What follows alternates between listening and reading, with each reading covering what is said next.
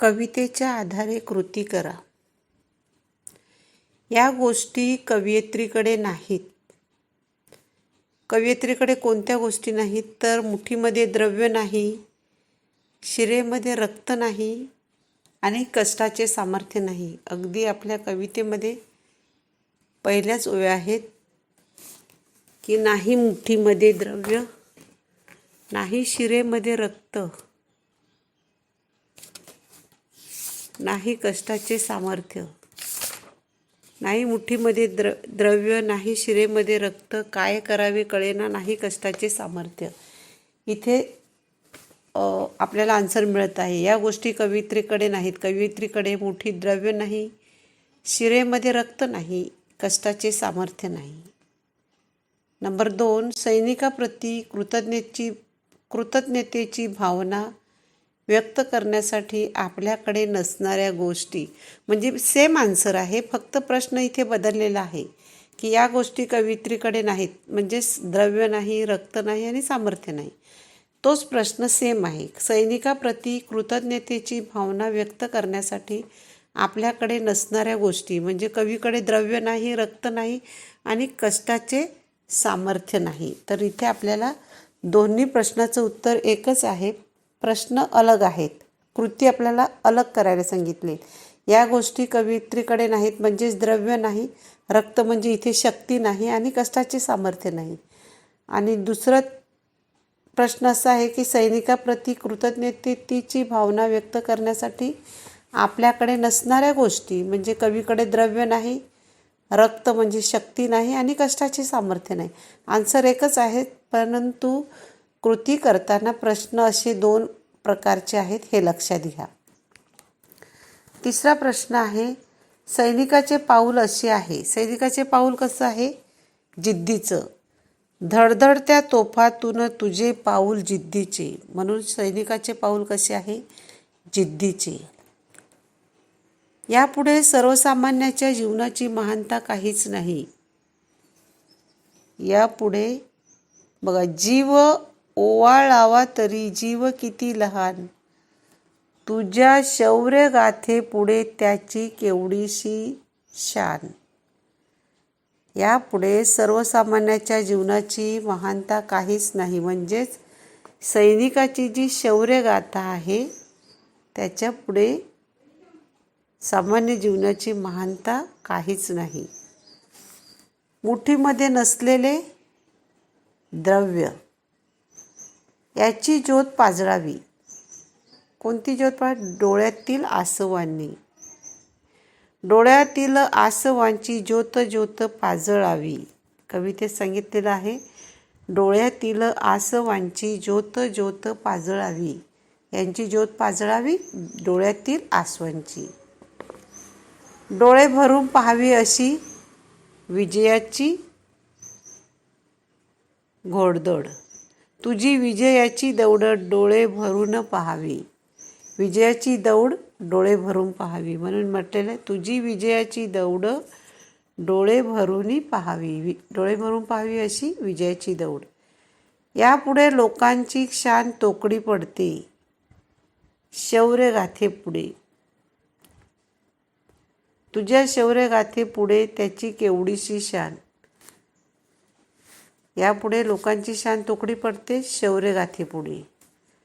जवानाला याचे एकच औक्षण आहे, दीनदुबळ्याचे. दीनदुबळ्याचे असे तुला एकच औक्षण. खालच्या 2 ओळ्यामध्ये आहे. जवानाला याचे एकच औक्षण आहे, दीनदुबळ्यांचे. कवितेतील दीनदुबळे म्हणजे सैनिकाच्या कार्याचा अभिमान बाळगणारे देशवासीय. अशा असंख्य ज्योतीची तुझ्या मागून राखण, दीनदुबळ्याचे असे तुला एकच औषण. इथे कवितेमध्ये दीनदुबळे म्हणजे दीनदुबळे म्हणजे सैनिकाच्या कार्याचा अभिमान बाळगणारे सारे देशवासीय. सारे देशवासियांसाठी दीनदुबळे हा शब्द वापरलेला आहे. सैनिकाचे औक्षण केले जाते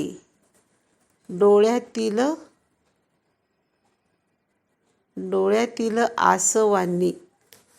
डोळ्यातील आसवांच्या ज्योतीने सैनिकाचे औक्षण केले जाते.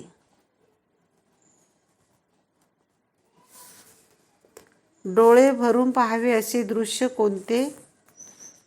सैनिकाची विजयी घोडदौड डोळे भरून पाहावे असे कवयित्रीला वाटते.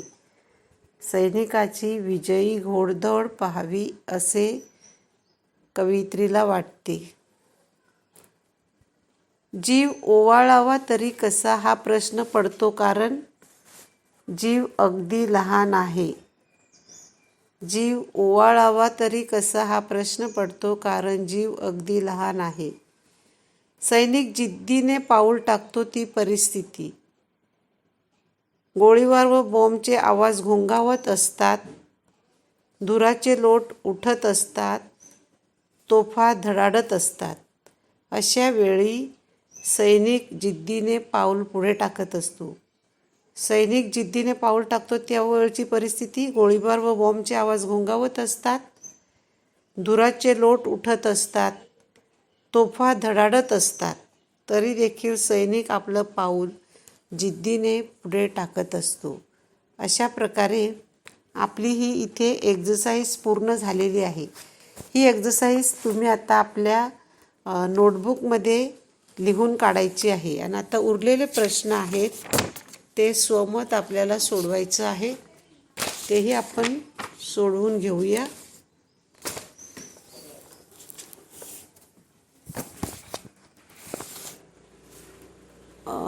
तुमचे पेजबुक 34मध्ये बघा.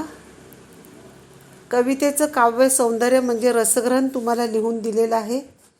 सैनिक सीमेवर तैनात असतो म्हणून आपण सुरक्षित राहतो. सैनिक सीमेवर तैनात असतो म्हणून आपण सुरक्षित राहतो. या विधानातील भाव स्पष्ट करा.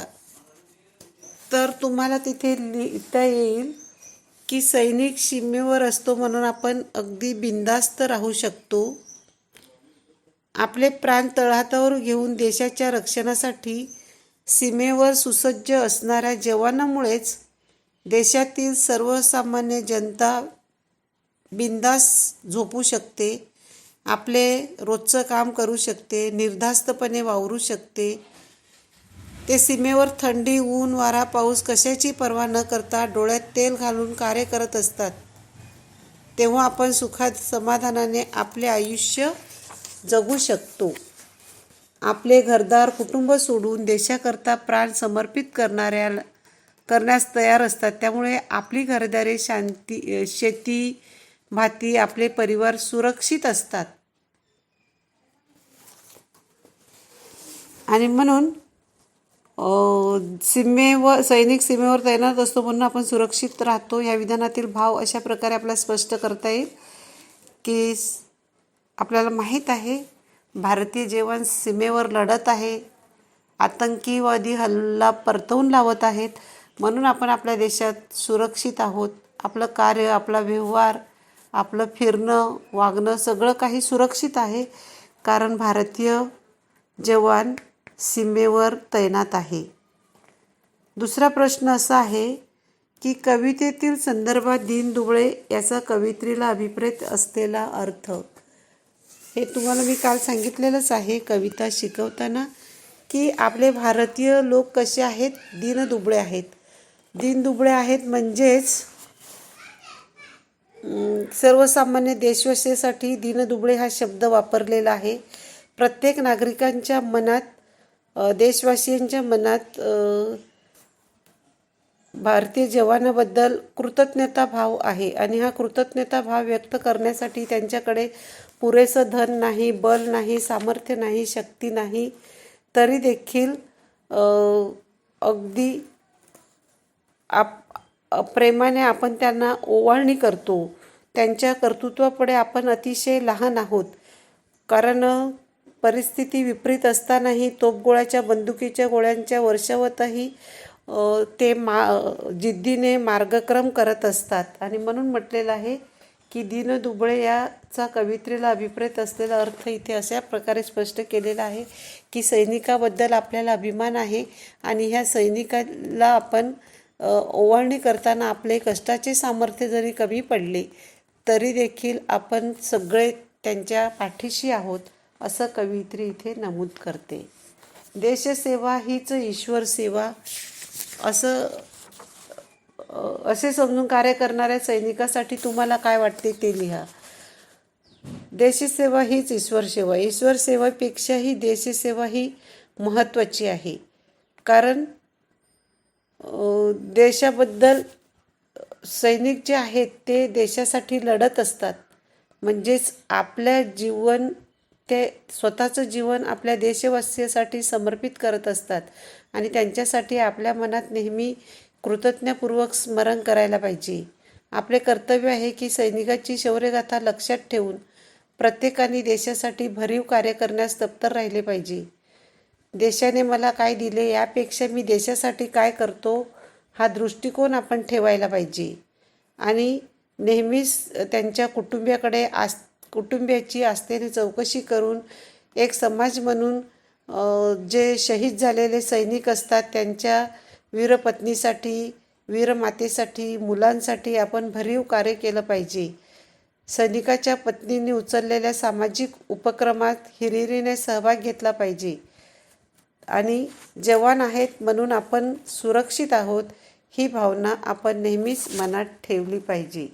अशा प्रकारे देशसेवा ही खरोखरच एक प्रकारची ईशसेवा आहे असं मला वाटते. अशा प्रकारे आपले सगळं औक्षण ही कविता पूर्ण झालेली आहे.